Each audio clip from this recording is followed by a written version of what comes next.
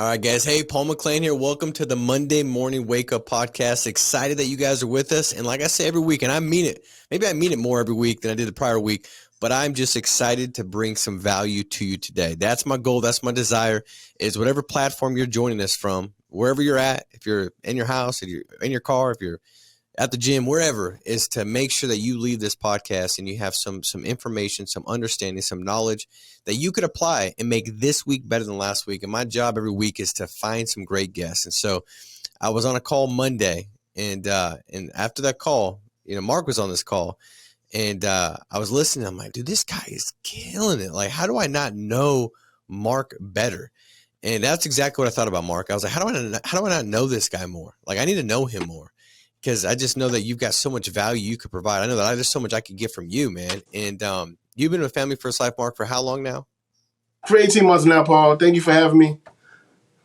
Dude, hey, thank you for letting us have you, man. Like 18 months, and you've gone out there and basically helping like 1,000 families a month. You're right there, right? Yes, sir. We were right there. We're close enough. Well, I'm speaking it into existence, bro. It's gonna happen. It's gonna happen soon. But that's a big deal, man. And to put it into context, guys, and we're going to cover some things that I do believe when you leave here, you're going to have some awareness on some things that you could adjust maybe in your agenda, your schedule, your routine, that will absolutely transform your business, and not just your business, but many other areas of your life.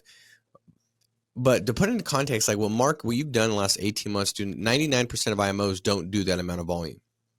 That's a fact. Like, most IMOs they help less than 300 families. Like, most IMOs, less than 300,000 in issue paid premium is done by an IMO a month. And you are smoking that, man. You probably were doing that after 4 or 5 months in the business, if you're already up to 1,000 families. And so, guys, the stuff that Mark's going to cover, it is a roadmap. It is working.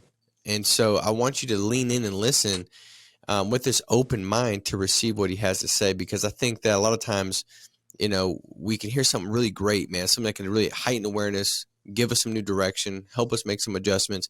But if our mind's not fully open to it, we miss it, right? And so I think the things that I covered today, if you open your mind up, you're receptive, I believe as you leave this podcast today, you're going to have some great stuff. So, Mark, let's I want to get to know you. I mean, I got to know you a little bit before the call, man. I wanted to kind of ask some questions and get to know you a little better. Monday, you provided some great value on the call that we were on, and love for you to share just a little bit about your story, man. Who you are, and kind of how your story leading up to Family First Life, and kind of start there, and then we'll go from there, man. Hey, thank you again, man. So yeah, I'm originally from Miami, Florida. Grew up here. Went to a college called Bethune-Cookman University. Played a little football there. Played football practically all my life. Left school, became an electrician. Became a state electrician, licensed with the state, and I made pretty good money there, Paul. I made about 80, 90 grand there, but I always envisioned my life being different as an adult. And a friend of mine kept telling me about insurance. And for 2 years straight, Paul, I ignored him. I didn't want to do it. I didn't want to be known as the guy to be pestering and bothering my family members and friends at the barbecue. I didn't want to be that person not being banned from the barbecue, so to speak. So I kind of stayed away from sales. I didn't want to do insurance sales. And then one day, 2 years later, he came to my mom's house. At the time, I was living with my mom. And he put up in a brand new car. And from that day, that got my attention. I did more research on insurance. And he told me, hey, look, I know you think that it's the insurance that your grandma sold. It's not that type of insurance. It's the one where we do have leads and people really do want this and they just need someone to provide information. And I was all in. So I quit my job as an electrician the following day. And I was a union electrician, just to let you guys know. I was a union electrician. That's a big deal. It's hard. It's difficult to get in that union. And my very first year, I made over 6 figures, Paul. Second year, I made over 6 figures. But the year 3, 4, 5 kept looking the same. I was looking for growth. I was looking to scale. The company I was at, the first company, I was the top producer there. But I was limited because we had restricted territories. So I lived in Florida. I was not able to recruit in Georgia. I was not able to recruit in Texas. I was not able to recruit in Louisiana. The next state I was able to recruit was all the way in Pennsylvania. And I don't know anybody in Pennsylvania. So I went to another company where they had open territories. Went there for 3 years, became the number one regional director there 3 years straight. And I was again at the fork of the road where I was in position. We was doing very well financially. I had the number one team, but the team that I was mentoring and training, they was not making the income I was making. They was not even making a quarter of what I was making, right? So I was trying to recruit this gentleman from Family First Life, and he kind of heckled me on the phone, saying, "Hey, look, out of respect, I'm gonna talk to you, Mark, but just know I'm not working with you. There's nothing your company can offer me." Basically, just to let you guys know, I was a one-trick pony. I was only able to sell one product, and that product was final expense. That's it. That's all I was able to sell. So I started asking him questions. He said, "Mark, you asked me the wrong questions. There's 4 questions you need to ask me, and I'm going to tell you which one to ask me. First, ask me how much I'm making, how long I've been making it, how long I've been here. Ask me how much my upline makes, and how long he been there." I asked him the first question. He said he made over 300,000, 300 families. Next question, I asked him how long he been doing it. He said 18 months, and I was in awe. I was shocked. I almost fell out the chair. Third question, because I'm not believing him now. He told me, "Hey, look, you have 2 more questions." Third question, how much your upline makes? Oh, he protect 1.4 families a month, team volume. How long he been there? 15, 20 years? No, only 4 years. And that woke me up, Paul. I'm like, wow, there's other opportunities out here other than just a final expense specialist. And when my coaches on Mitchell kept telling me, "Hey, look, if you become a broker, you're going to be broke." And that stayed in my head. Becoming a broker, you're going to remain broke. So I kind of didn't want to do it. But I kept hearing about this train, Family First Life, this FFL thing. And someone called me and say, "Look, I'm going to give it to you straight. You're doing very well over there, but guess what? Your team is not doing. They're not doing even a quarter of what you're doing. They can't. They'll never be able to be or do what you do." And hung up. Boom. That woke me up. I'm like, wow. Had a conversation with my wife. Had a conversation with my wife about it. Yeah. That I love that, man. For one, like like everything that took place, it kind of guided you down that to keep looking, right? Like even that little comment, like, like how's everybody else doing on your team? But the thing is this, man, like to build a really healthy team, they need to be doing well because people don't stay to where they're not doing well. I mean, now you give them all the recognition and slaps on the butt cheeks, like, "Little Timmy, you're special," like that only lasts so long. Then they get home, like, and their spouse, like, "Dude, you gotta make some money, bro. Like, where's the money? Exactly. We gotta do this thing."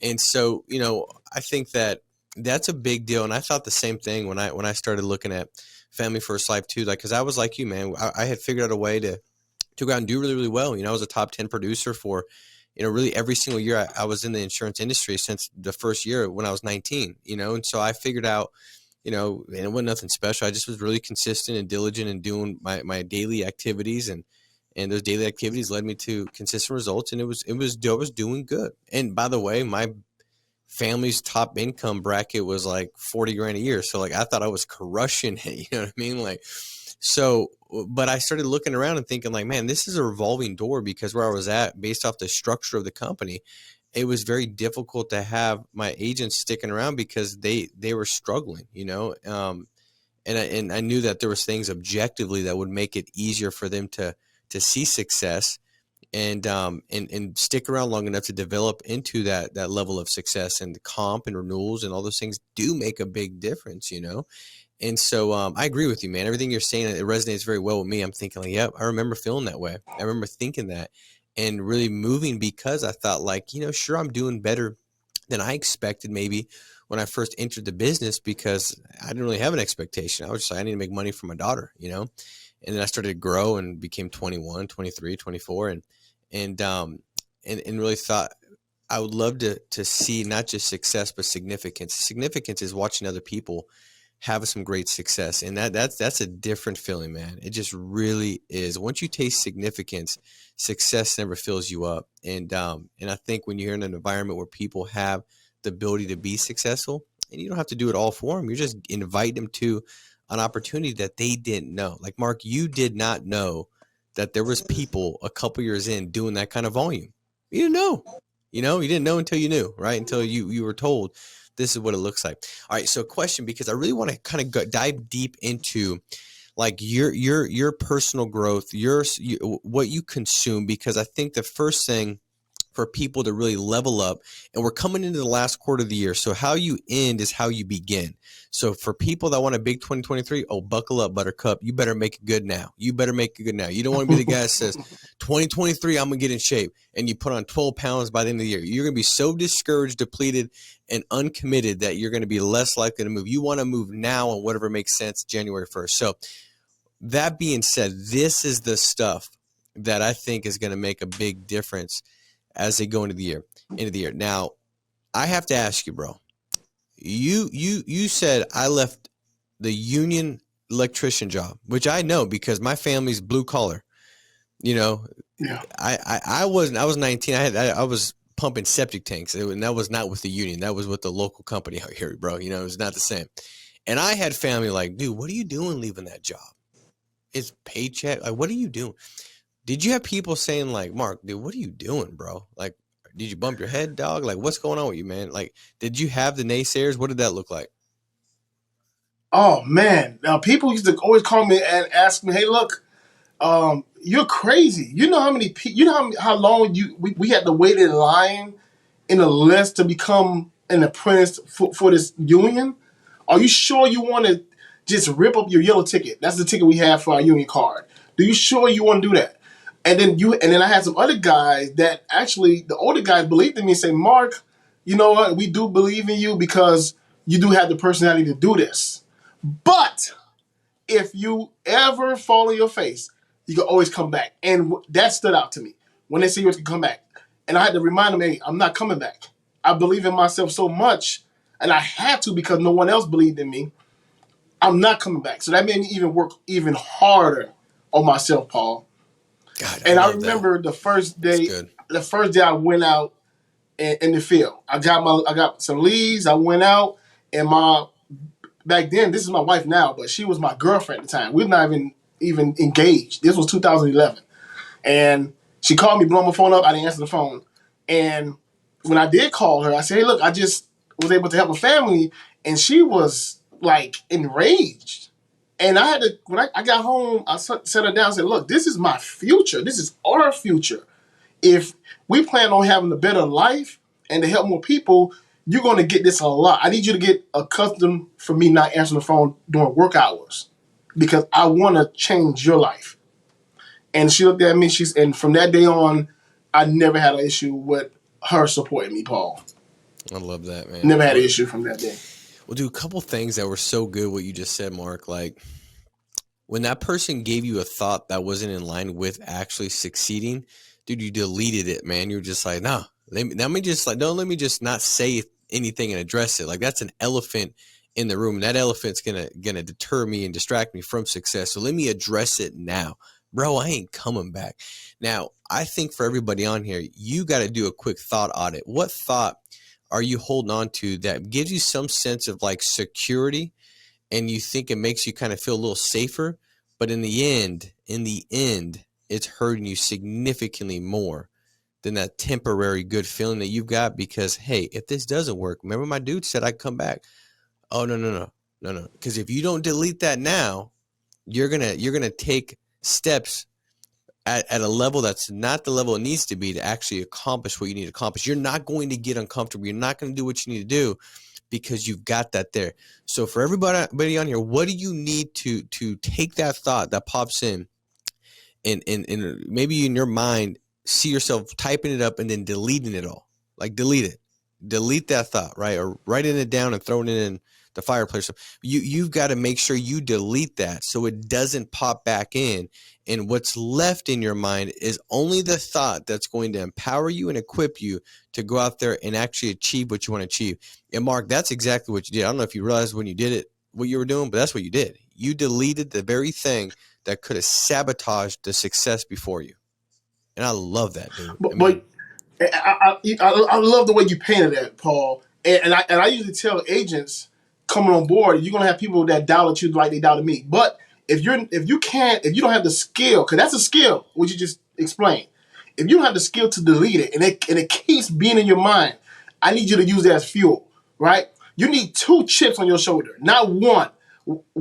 Everybody chip, the first one is always their family. Oh, I'm doing this for my family. I want more. That's not good enough, Paul. There had to be another chip on your shoulder to keep yourself balanced. And that chip is the people that doubt you. You need that to fuel you. So when that time comes when it gets too hard, doing it for your family is not always going to get you to that next darker side. Them doubters will. I love that, man. Well, I think that, everybody's got a bag of reasons, and the more reasons you got, the more likely you are to pursue through pain. And so that's important. Maybe you switch the way you see it. So if anybody's on here and they're taking it and believing what that person says, well, no, that's a virus that's going to eat you up. But how about saying, man, you don't know who I am. This is who I am. I'm the dude that's going to go succeed. I'm the girl that's going to go out there and win. And because that's who I am, I'm going to go out there and show you wrong. And the only reason why we actually entertain what they're saying is because if what they're saying, we're resonating that, tying that to who we believe we to be. Now, be clear. We all have some kind of, sliver of whatever they're saying to make it feel true to us, right? I know I do. They're like, dude, you ain't gonna be good enough to go out there and do that. I'm like, and I think like, dude, I could actually make that right really quick because I ain't that good because I didn't get, I wasn't the best in my sports. I wasn't necessarily the best here. I wasn't the best there. Fell short here, fell short there. I mean, there's plenty of stuff you could be like, man, I remember when I said I was going to do this. And I didn't. I said I was going to go take out the trash. I mean, you could do stupid stuff, dude. I was in the shower, Mark, not to give anybody visual, but I was in the shower and this is how my mind works sometimes, dude. One of the light bulbs was out. I don't know why I was looking at the lights. Like the light, I have like 3 mirrors. There's 2 light bulbs over each one. One of the light bulbs was out, and I was sitting there thinking, like, I wonder how long that's been out for. What kind of man of the house doesn't change light bulbs? Like, what am I doing? Like, I wonder. In fact, I probably didn't even put those light bulbs in. My father-in-law probably put them in because I was probably gone. I didn't even probably put those light bulbs in. What kind of loser doesn't even put light bulbs in his house? I wonder what else is out. And if I ain't putting those in, I mean, what else am I messing up? God, I am an idiot. Dude, by the time I got done my shower, I was convinced that I was the biggest filth of the world because I didn't change the light bulb, bro. So I'm saying it's like, you got to be careful when they say something because it's easy to make that dang thing true if you go to look for evidence to make it true. So you got to have the right perspective like you, Mark. Like, no, I know who I am. I know what I'm going to do. And I'm going to prove you to not be, I'm going to prove you to be the lie that I know you to be because I know the truth. And the truth is going to keep me moving. So I love that, dude. That's right. Hey, talk about like, so what's your regimen look like with like reading, developing, like what's your personal growth situation look like, man? Man, they say CEOs read 54 books a year, and I'm trying to one up them. So I try to read 55, 56. So, and I really read 1 to 20 books because that same book I read, I'm listening to it in the audiobooks. So I'm listening. I have the physical book, and I have the audio version. And the reason why I do the audio version because that makes me a better listener. I don't know if people know this, but when you're listening to the audiobooks and you kind of veer off and think about something else, that means that you're not paying attention. And this builds my listening skills. So that's why I do both. I love that, dude. And repetition of message reinforces it, right? Yes. I'm a big reader. I only read self-development books. I don't read science fiction. I only read leadership books, marketing books, sales books. So anything that's going to make me that's going to increase my lid for my team and for myself and my family, I'm going to read. Nothing science fiction. And right now, what I'm reading a book called Blessed and Unstoppable. Blessed and That's the book I'm reading right now. That's actually the book of the month for the team. So you got a book of the month that you tell your team, like, hey, this is what I'm doing. This is helping me. This is giving me value. You want to read this too? And they're doing it as well? Do you guys get on and talk about it? Well, I talk about it on the calls. Once a month, I'll go in there and I'll go into, I'll tie in a story within that book, and some of the leaders will piggyback off me with the same about the same topic. I love that, dude.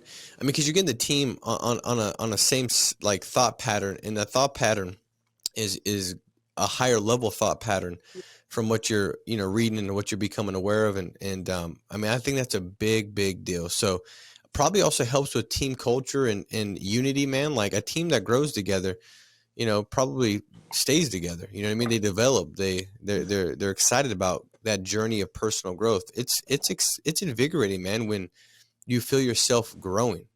Like I think people get excited about business growth. It's more exciting when you see personal growth.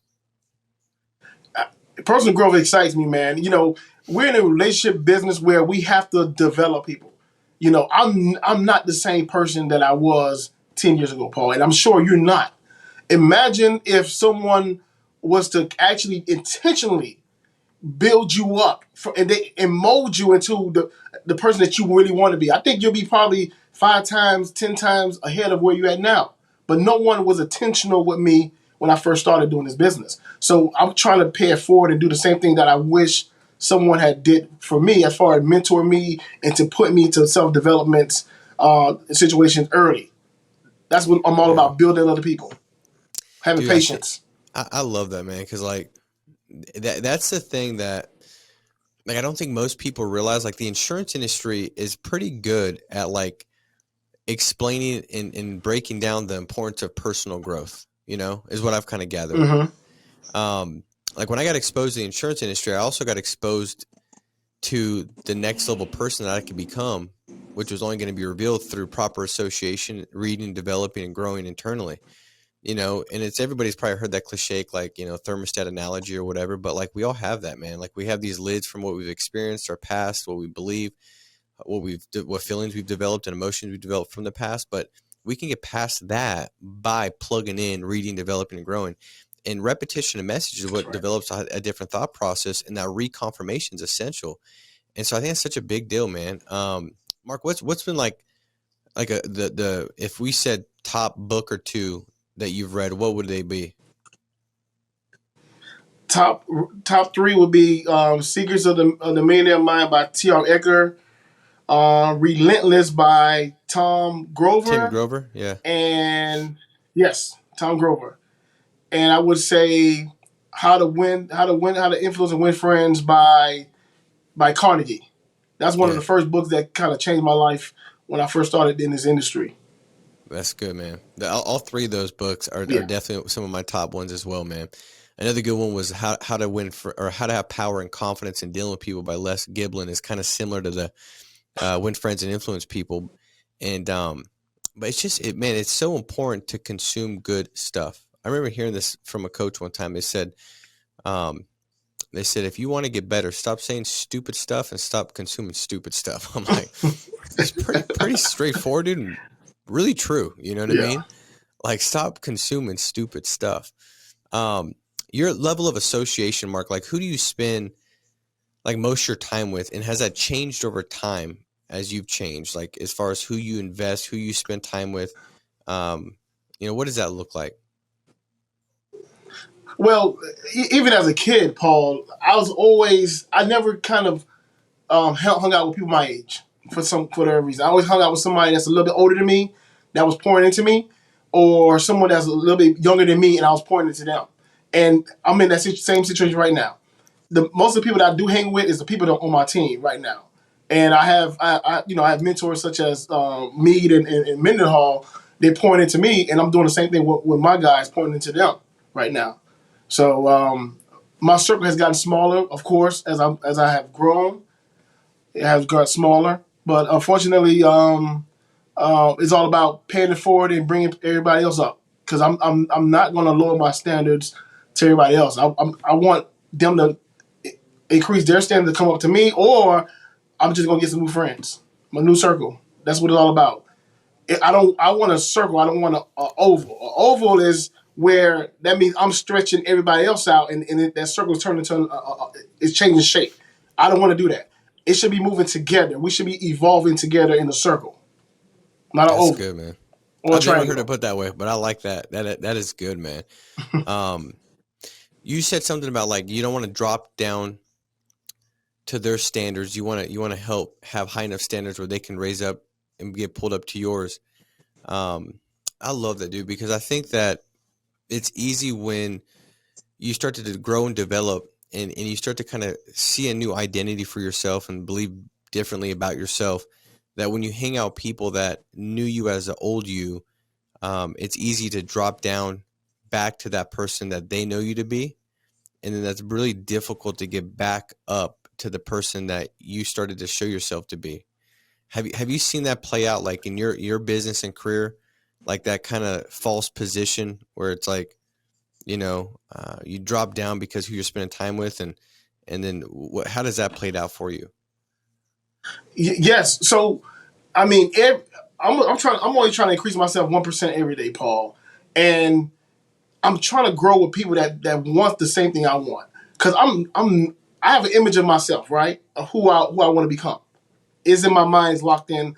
I am very clear on who I need to become, and I know who I need in my circle to become that person. And I also know who I don't need in order to become that person, right? To grow.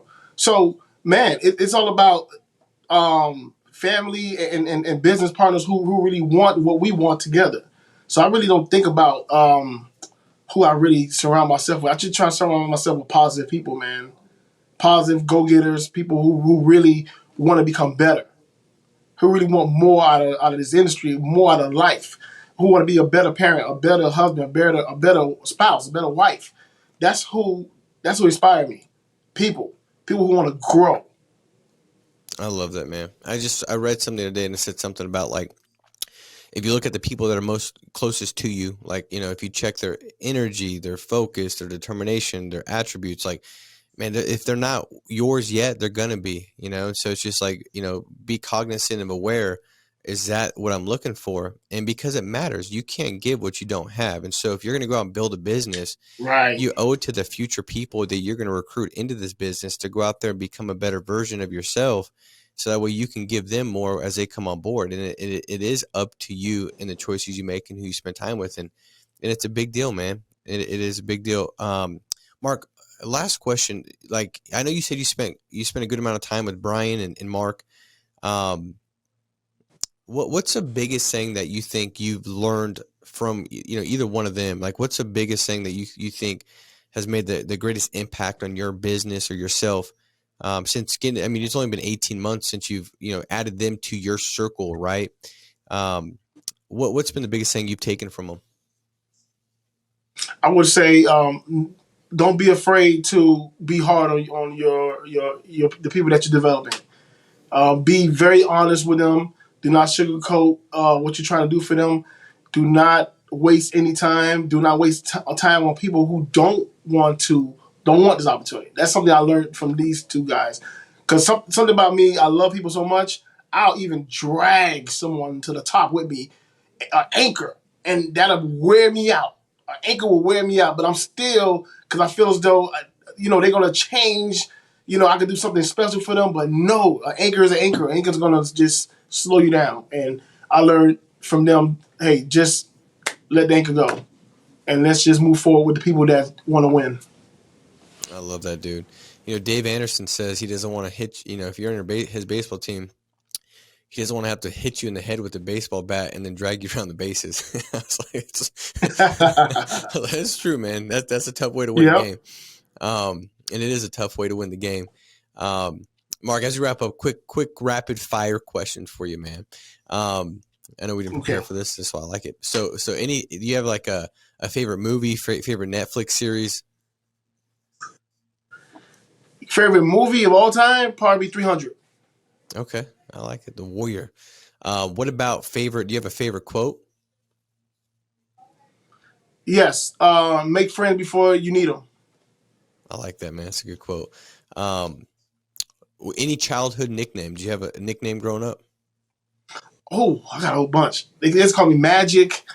There's a call me Blackjack. There's a call me they still call me Marco. But them the two that stand out the most in my head right now. Okay, cool, man. Cool. What's the goal, man? What's before you? What do you envision? If we're looking back a couple years from now, man, what is where you standing? What does it look like?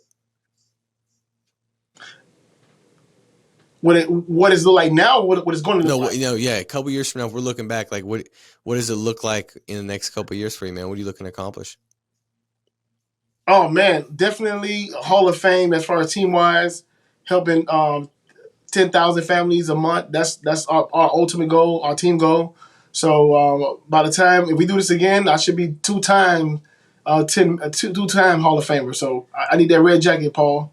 All right. Hey, you look good in red, man. Marco would look good in red. So have you had the red jacket That's my yet? favorite color. Is it? Okay. Not here, not here. No, not Okay. here. All right, man. Are you gonna hit it That this red's year? my favorite color, actually, Paul. Okay. This You look year, good. I should be close. I should be Close. close. Let's go, man. Hey, you're not Yeah, one of those close. guys that gets close. You're the guy that takes it and gets it, bro. Exactly. What are we talking about, man? Exactly. I'm telling you the Yeah, truth, man. dog. Let's go. You got to get that red jacket, man. Well, hey, I appreciate you hopping on, man. This has been really good, dude. I got a lot from it. Guys, this is one of those podcasts you definitely want to like, subscribe. You want to share this thing, man. Share it with somebody. They need to hear it. They need to listen to what Mark's talking about, man. He's gone out there and accomplished something that most people don't accomplish in 88 years, let alone 18 months. And so share it. Comment below. Also, we give out the lead cash. I love seeing that. I love the fact that we do it, and you guys get the ability to go out there, win some lead money, to go out and make this week better than last week because you got more families to call. And so, guys, I hope this helps. Mark, thank you so much, man. This has been really good. I really do appreciate it, man. Hey, man, thank you for having me. Big fan of the show, man. Appreciate you, Paul. Keep killing it, too, man. All right, man. Well, hey, guys, go out there, be strong, stay steadfast. We'll talk to you soon. Take care. Bye-bye.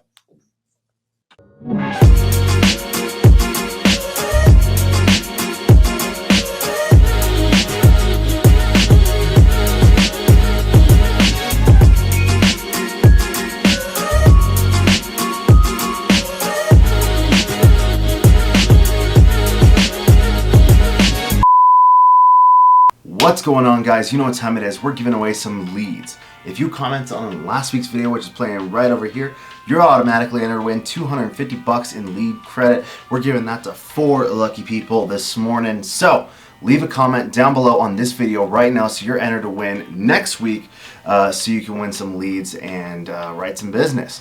So without further ado, let's see who won this week. First winner is Christy Emig, Forward Progress. Our second winner is Jay Herr.